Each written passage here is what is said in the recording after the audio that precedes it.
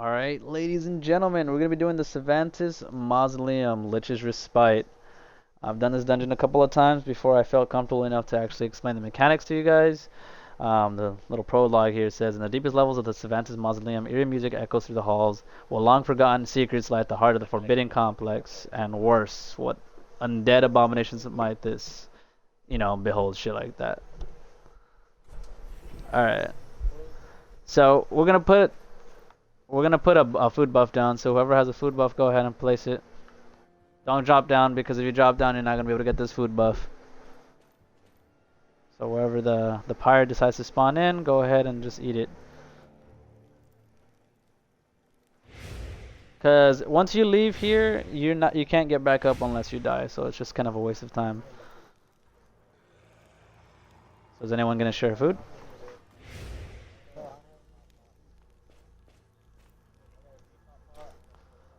Whatever you want. I'll take anything. I got food. I got one beef curry, and I'm saving that for the third boss. I always got food. Let's see. Oh, that is not a dish. That's fine. Well, if you got a DPS, you don't really need any buffs really. But if you're low on the attack scale, you definitely want to come down here and buff yourself up with panaceas or elixirs. But you could actually drop down from the right side right here. You don't actually have to go through this whole mechanic. But otherwise, you can just follow down the hole and bam. So the hard part about this dungeon is that you don't want to mistake is the boss is that big ghost looking thing with the sights right there. So you want to pull the mobs away from her before you actually start fighting her. And you have to watch where she goes because she will aggro and the gates will close. So let's just focus on these bosses here on the left and let her continue doing her circle. We'll bring her in, bring all these zombies inside. The last thing you want is the gates closed and then you have to fight new zombies all over again.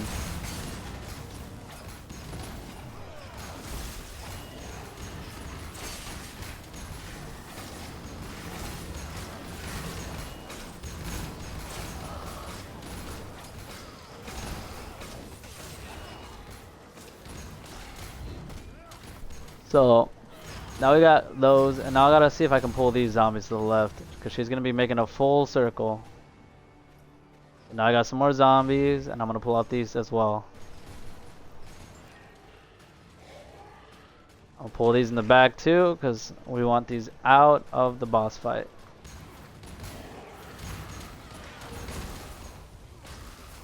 Oh, perfect quest! Now I remember you. You're from 13. I love 13. I remember I said that.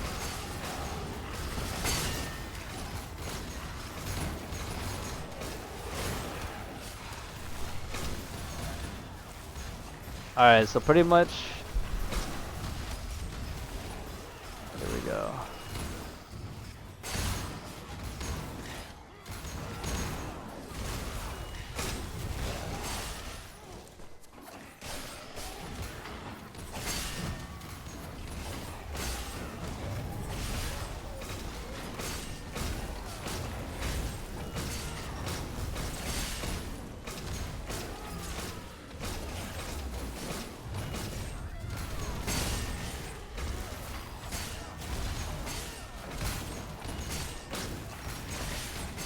Alright.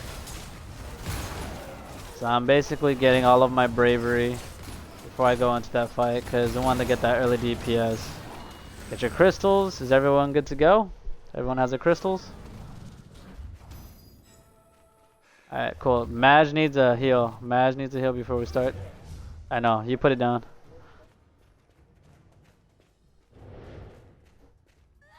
Alright, so get inside though so you don't get left out. Alright, cool. So now when this dungeon fight starts, go ahead and start your blizzard, somebody, and then just get that early DPS. I'm gonna switch shields.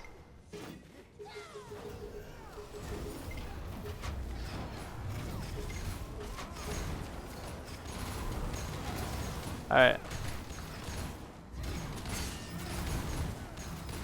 This boss is a nightmare for people who are melee class because he digs a lot. So it's pretty squishy like any other ghost boss. and most of his movesets are pretty predictable.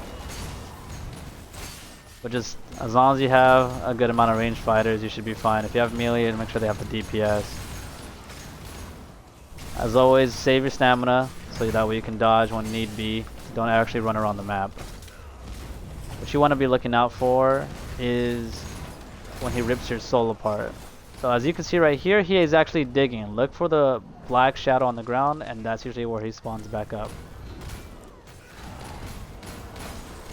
You can't hit him when he's in the ground though.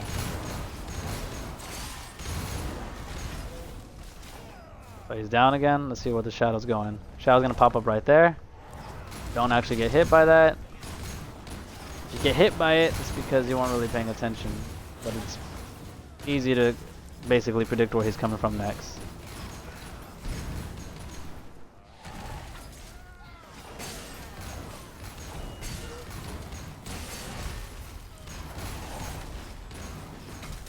He's digging again. There are 3 bosses.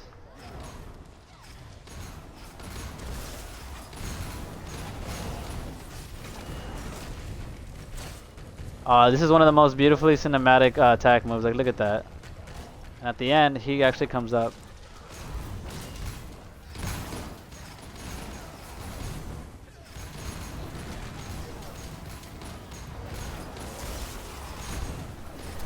There is no DPS check for this boss. It's just pure... Nope, there is no pure DPS. You could just fight this boss straight up. Alright, right here, spread up, spread out so you don't know. Everyone have their own side section. It's going to push you back. So my soul is back here. This is my soul. You know you got your soul because I got my shield. If you don't get your soul, jump mash, and then you won't be stuck. Jump as you're running. You're running with jump. And that's why if you don't jump, you die like that.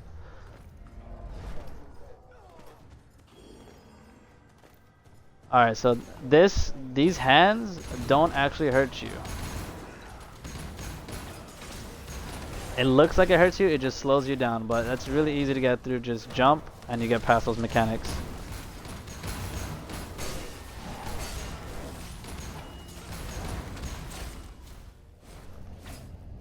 When he does get your soul, he gets new movesets and he gets a buff. I don't know if you see that, but he has 2 sword buffs.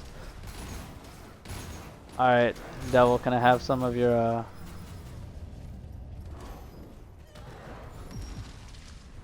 Yeah, I couldn't get it.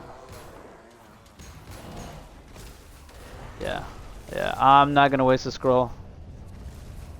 Right here, yeah. Now right here.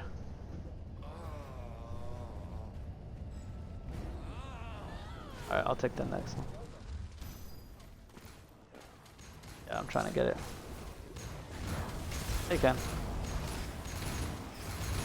Yeah, so you really don't want him to get these buffs because an easy boss ends up becoming kind of a bit harder. Because now he's hitting harder.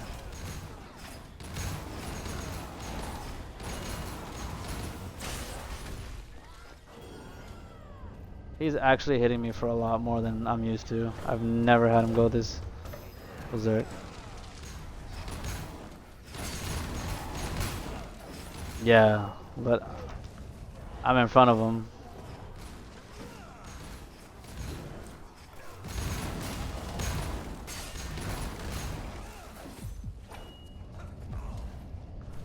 Yeah, I'm dead.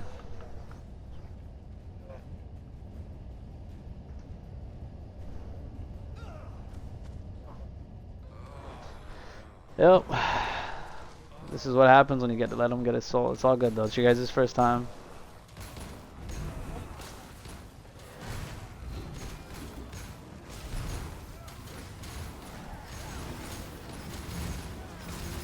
Alright. Come in.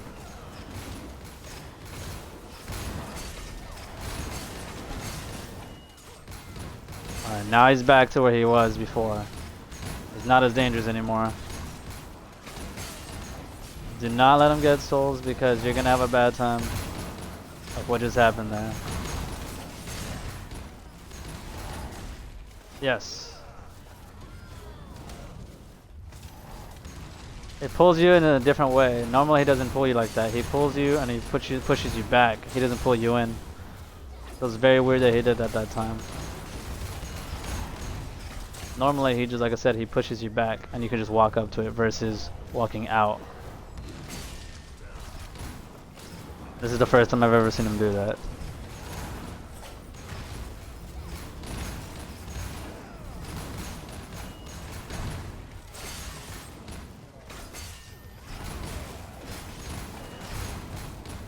Ah, you're fine. This is your first time doing it. That's what happened. I'm just glad, like I said.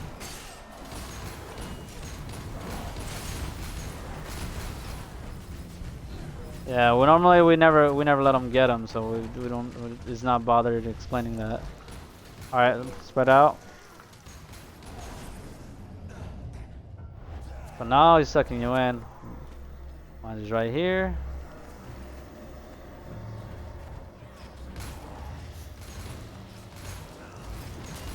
Yep. Once you get your shoal, come back and hit the boss.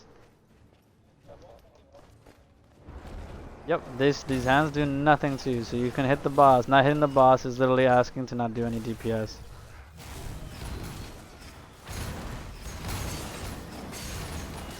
So the good news is he doesn't have any buffs really.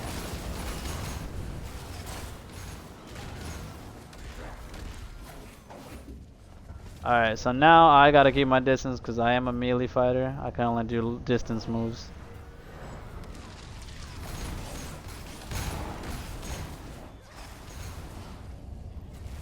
I'm gonna debuff when it comes out. This is one of the hardest parts about this boss. We'll worry about that when we get there.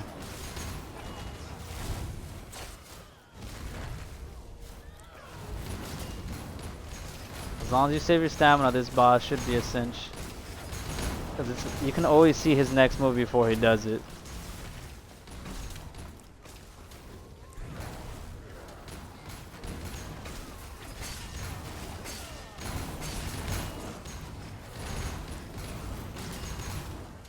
And if you are a Crusader or a Berserker, don't commit to your full combos. Otherwise, you end up dying for no reason. It's usually just 3 hits and then roll out. One time you ever just commit is just during a DPS check.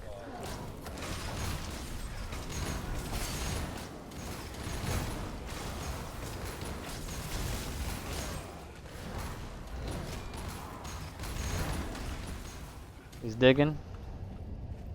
Well, yeah, he's just like the Arcana Fire boss. He's predictable and you can fight him when Berserk. He's not hard.